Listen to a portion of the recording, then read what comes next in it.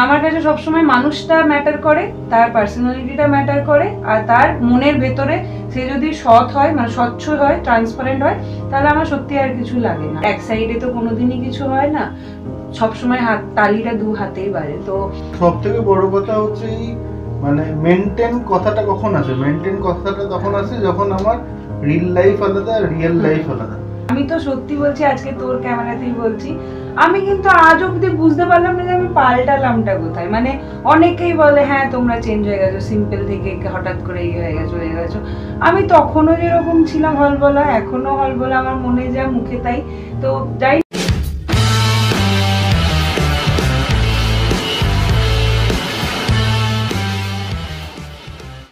তোমার সবকিছু মানে হচ্ছে family, relation, personal life, professional life, এগুলো মেনটেন করাটা কতটা টাফ?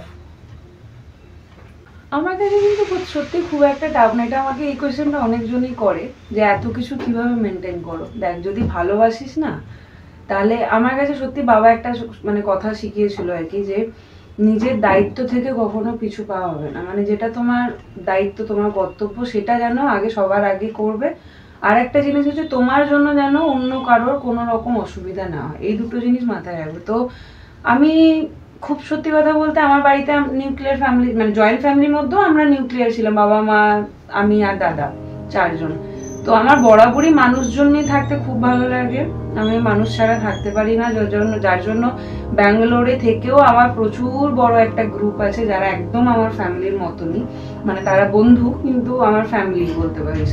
তো সেই জন্য এই ব্যাপারটা আমার কাছে খুব একটা ডিফিকাল্ট নয়, মানে ফ্যামিলির দিকটা বলছি। ফ্যামিলিকে আমি ভালোবাসি তাদেরকে, তাদের কিছু হলে আমার কষ্ট হয়, আমি ঝাঁপিয়ে পড়ি। নট অনলি মি, আমি আর ফরচুনেটলি আমি ওকেও পেয়েছি, ও সে একই। মানে আজকে আমার বাবা যখন ক্রাইসিসের মুভমেন্ট ছিল, মানে হয়তো বিলিভ করবি কিনা জানি না, মানে বাবা লিটারালি, আমরা বাবাকে না বাচ্চার মতন করে ট্রিট করতাম। মানে খাইয়ে দেওয়া থেকে শুরু করে, বা বাচ্চারা ঘুমোলে যেমন দরজাটা আস্তে করে লাগাতে হয়, কোনো সাউন্ড হলে উঠে যায়, তো আমরা তিনজনে, আমি, ও আর ওর মা, শাশুড়ি মা, তিনজনেই কিন্তু ওই রকম ভাবে ওই 2.5 মাস কাটিয়েছিলাম, মানে ওই মানুষটাকে টেক কেয়ার করার জন্য। তাতে আমাদের কিন্তু তিনজনের মধ্যে কোনোদিন কারোর এতটুকু অভিযোগ ছিল না যে কেন করছি বা কেন করবো, চল আমার তো বাবা, আমি করছি। কিন্তু ওই মানুষ দুটোও কিন্তু ইকুয়ালি করেছে। আর সেম ওর এই ফ্যামিলিতেও যদি হয়, এই ফ্যামিলিতে মানে আমি ওই বাড়ি থেকে এসে যখন এখানে এসেছি, আমার নিজের বলতে কোনো বোন ছিল না, আর আমার জয়েন্ট ফ্যামিলিও না, আমার বরাবর জয়েন্ট ফ্যামিলি খুব পছন্দ। তো এখানে এসে যখন 3টে বোন পেয়েছি, আজকে সেন বাড়িতে দাঁড়িয়ে সবাই বলে আমরা 4 বোন, মানে আমরা বোন ফোটাও দিই, মানে ওরা তো 3 বোন, তার সঙ্গে আমিও বোন আর কি। তো এটা আমার জন্য একটা বিরাট পাওনা যে আমিও তাদেরকে সেই ভালোবাসাটা দিতে পেরেছি, আর তারাও আমাকে সেই ভালোবাসাটা দিয়েছে। এক সাইডে তো কোনোদিনই কিছু হয় না, সবসময় তালিটা দু হাতেই বাড়ে। তো ওরাও আমাকে সেই ভালোবাসা দিয়ে আপন করে নিয়েছে, আর আমিও হয়তো কোথাও গিয়ে সেটার যোগ্যতা প্রমাণ করতে পেরেছি। তো রিলেশন নিয়ে কোনোদিনই খুব একটা আমার ডিফিকাল্টিজ ওই জন্য আসেনি। ইভেন আমি মানে সবাইকে পারি আপন করে নিতে, একটু গায়ে হাত বুলিয়ে দিলেই তো হয়ে গেল আপন, আর কি চাই, তাই না? তো এইটা হয়ে যায়। আর ইভেন আমাদের বাড়িতে যারা আছে হেল্প করার জন্য, ওই বাড়ি এই বাড়ি বোথ সাইডে, আমার কোনোদিনই মনে হয়নি কি কেউ ছোট কেউ বড়। আমার কাছে সবসময় মানুষটা ম্যাটার করে, তার পার্সোনালিটিটা ম্যাটার করে, আর তার মনের ভেতরে সে যদি সৎ হয়, মানে স্বচ্ছ হয়, ট্রান্সপারেন্ট হয়, তাহলে আমার সত্যি আর কিছু লাগে না। আর কাজের দিকে যদি বলিস, বুটিকটা, ব্লগিংটা আর সংসারটা, 3টে একসাথে চালাই। কিন্তু বাইরে থাকলে ছেলে মেয়ে দুজনেই উভয়ই কাজ করে। সো ওখানে মানে আমি মেয়ে বলে আমাকেই ভাতটা রান্না করতে হবে, বা ও ছেলে বলে ও করবে না, এগুলো হয় না, মানে ইকুয়াল সবকিছু। তো ওইভাবেই চেষ্টা করি, সংসারটা ওইভাবেই স্মুথলি বেরিয়ে যায়। আর মিমলিও মোটামুটি বড় হয়ে গেছে, ওই জন্য ওর পেছনেও খুব একটা খাটনি নেই। সব থেকে বড় কথা হচ্ছে মানে মেনটেন কথাটা কখন আসে, মেনটেন কথাটা তখন আসে যখন আমার রিল লাইফ আলাদা, রিয়েল লাইফ আলাদা। দুটোই যদি একই হয় তাহলে তো মেনটেন করার কিছু নেই। তো সেই জায়গা থেকে দাঁড়িয়ে তুমি মানে আমরা যেটা চেষ্টা করি, আমরা যেটা ডেইলি করছি সেটাই একদম। আমাদের যদি ব্লগ দেখো, আমরা ওই বাড়িতে আলাদা করে জামা প্যান্ট পরে যে আলাদাভাবে কোনো একটা স্ক্রিপ্ট রাইট করে সেই রকম কিছু নেই। অতএব যা রিল তাই রিয়েল। তো ওই জন্য মেনটেন করার কিছু নেই আর কি। যখন প্রথম যখন ভিডিও ব্লগিং যখন হতো, তখন কি মনে হতো যে কালকে কি কন্টেন্ট দেবো? সেই জায়গা पे নিশানা মারা। না দেখো, এটা আমাদের অনেকেই জিজ্ঞাসা করেছে কিভাবে আসা বা কিভাবে কি করেছো, তার কারণ এখন অনেকেই জিজ্ঞাসা করে, মানে তারাও চেষ্টা করে ওই জায়গাটাকে। তো সবাইকে আমি একটাই কথা বলি যে আমরা একটা ধরো এমন একটা জায়গা থেকে শুরু করেছি যেখান থেকে আমরা কিন্তু এই ধরনের কিছু ভেবে নামিনি যে আমরা একদম ডেলি ব্লগ করবো। বা আমাদের শুরুয়াতটা হয়েছিল মানে এই যখন কোভিড শুরু হলো একদম ফার্স্ট ফেজে, তার অনেক 1 বছর 1.5 বছর আগে থেকে মেনলি পিয়ানো শিখতো। তো পিয়ানো বাজাতো, মাঝে মধ্যে রেকর্ড করে আমি ফেসবুকে ছাড়তাম বা এদিক ওদিক ছাড়তাম। তখন ওর দাদা মানে সুমন, ও আমাকে বলে তুমি একটা কেন ইউটিউবে একটা অ্যাকাউন্ট খুলে ওইগুলো রাখছো না, সেগুলো তোমার ইন ফিউচার তোমার জন্য সেভ হয়ে থাকবে। ওয়ার্ক ফ্রম হোম আমাদের শুরু হলো, তখন তো অফিস আওয়ারের বাদ দিয়ে আর তো অফিস আওয়ার বাদ দিয়ে তো আর আমাদের কোনো কাজ নেই, কি করব? তখন আমরা ভাবি যে যদি ওরকম করে আমরা নই, ও একা, তখন আমি ছিলাম না সিনে, যে ওইটা রেকর্ড করে তারপর আমি ইয়েতে চাপাবো। তো ওই শুরু হয় তখন আমাদের আস্তে আস্তে জার্নি। এবার সুমনও একবার ওর ইয়েতে চ্যানেলে বলে দেয় যে এরকম মিমলিকে সবাই ডিমু নামে চিনতো, কারণ ওই নামটা সুমনেরই দেওয়া। সুমন মানে ওর দাদা। তখন না আমরা পুরো স্ক্রিপ্টেড বানাতাম, খুব সত্যি কথা, যে তুই এটা বলবি, তার এগেনস্টে আমি এটা বলবো, তার এগেনস্টে তুই এটা বলবি। তো আমাদের যদি ইনিশিয়াল 1 2 3টে বা এক তখন আমরা কি সপ্তাহে একটা দিতাম, তারপরে আস্তে আস্তে সপ্তাহে 2টো, তারপরে আস্তে আস্তে ওই ডেলি এরকম হয়েছিল। তো ওরকম একদম স্ক্রিপ্টেড থাকতো। তো ওগুলো দেখলেই বুঝতে পারবে, ওইভাবে আমাদের ব্লগিং এ নামা।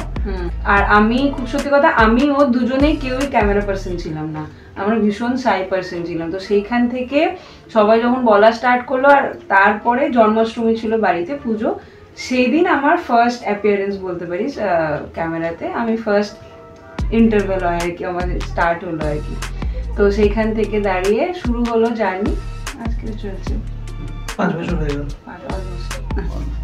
হ্যাঁ, তো যেটা জিজ্ঞেস করছিলাম আমি, যে কখনো মনে হতো পরের দিনে কি কন্টেন্ট বানাবো, পরের দিনে কি করতে হবে, পরের দিনে কেমন ভাবে কি সাজাতে হবে, এগুলো তখন খুব একটা চাপ হতো না, কেন কি তখন তো আমরা এতটা সিরিয়াসলি ভাবিনি সত্যি কথা বলতে গেলে।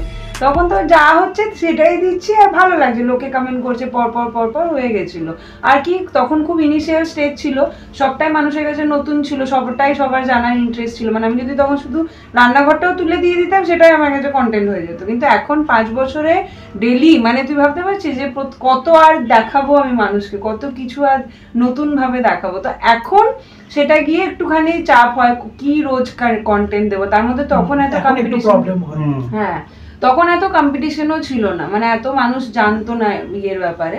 কিন্তু এখন যেমন কি ঘরে ঘরে ব্লগিং, তো সেখান থেকে দাঁড়িয়ে রোজ কি দেখাবো, ওই জন্য আমরা দুজনে কি করেছি, যেটা আমরা করি সেটাই আমরা দিই, মানে তার মধ্যে থেকে একটুখানি চেষ্টা করি একটু যদি কিছু করে, মানে ওটা নিয়ে এক্সট্রা করে ভাবতে বসলে না, মানে 5 বছর টানাটা ইজি না, মানে 365 দিন করে যদি ধরা হয় তাহলে ওটা খুব ডিফিকাল্ট হয়ে যাবে রোজ নতুন নতুন ভাবতে গেলে। তার মধ্যে চেষ্টা করি যদি কিছু ইনোভেটিভ, কিছু একটু অন্যরকম করা যায়। আর খুব সত্যি কথা, সেন্সেশন ফেমাস হয়েছিল, এক তো দাদের ছিল ডেফিনেটলি, ওদের একটা সোর্স তো ছিলই, আর তার মানে হচ্ছে ইনসাইড আউট, হ্যাঁ।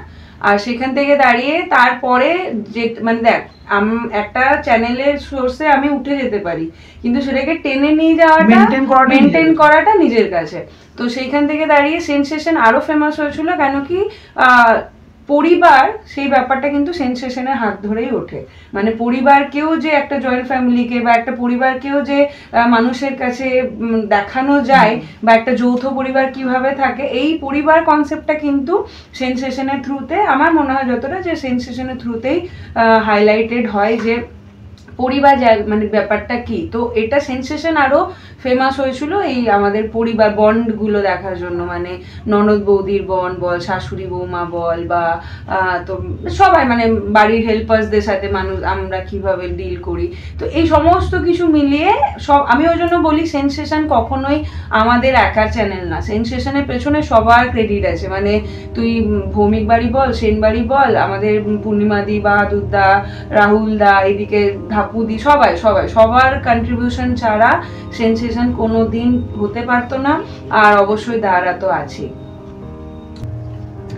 Comment is the only way, যেখানে মানুষ একটুখানি ইন্টারাপ্ট করতে পারবে আর একটু ইন্ট্রোডিউস করতে পারবে, আর ইন্ট্রোডাকশন করতে পারবে। হুম, সেখানে কমেন্টে মানুষ অনেক কিছু লেখে, হুম, সেখান থেকে কি কখনো নিজেদের সারাউন্ডিং যে রিলেশন গুলো আছে হুম। সেগুলো কি কখনো ইফেক্ট করে সেই লেখাগুলোর জন্য? সামটাইমস করে, মিথ্যা কথা বলবো না, কিছু কিছু ক্ষেত্রে করে যায়, কিন্তু আমি ফরচুনেট এনাফ বা লাকি এনাফ বলতে পারিস যে সেইভাবে কিন্তু কোনো কখনোই মানে ফাটল ধরা বা কেন কি আমরা মোটামুটি আমাদের পরিবার থেকে অনেকগুলো চ্যানেল আছে, সবাই মোটামুটি এখন এই ব্যাপারটাতে ইউজ টু গেছে। প্রথম আমার আর ওর রিলেশনের সম্পর্কে ঝামেলা হতো, কেন কি এত খারাপ কিছু কমেন্ট আসতো ইনিশিয়াল স্টেজে, তখন আমি ওকে বলি কি এটা মানে কেন বসে বসে ঘরের লোকের গাল খাবো, এরকম একটা ব্যাপার ছিল।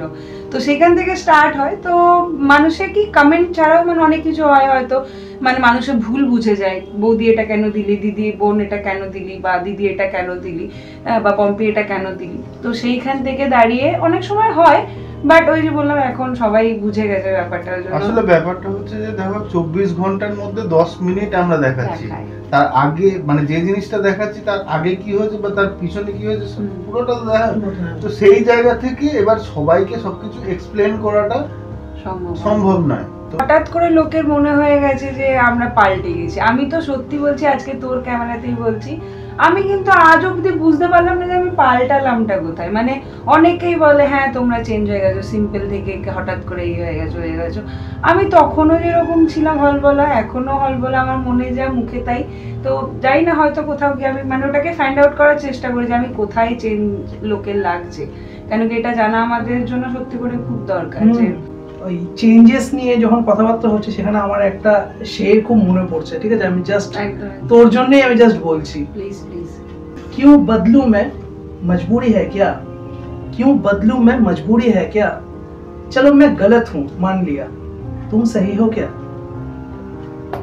অ্যাকচুয়ালি তাই আমি কোথায় ভুল সেটা তো আমাকে বলতে হবে। যে পম্পি এখানে তুমি আগে এরকম ছিল, তুমি এখন এরকম করছো, এটা তো ফাইন্ড আউট আর করা খুব প্রত্যেকটা মুশকিল। দেখ, আমি যেটা মনে করি, তোর সামনে 50টা মানুষ বসে আছে, প্রথম কথা তুই সবার সামনে ভালো মানে সবার কাছে তুই ভালো হতে পারবি। তুই একটা কাজ করলি যেটা কারোর ভালো লাগবে, কারোর খারাপ লাগবেই, মানে এটা হবেই। সো ওখানে দাঁড়িয়ে মানে এটা নিজেকে করাটা খুব ডিফিকাল্ট হয়ে যায়।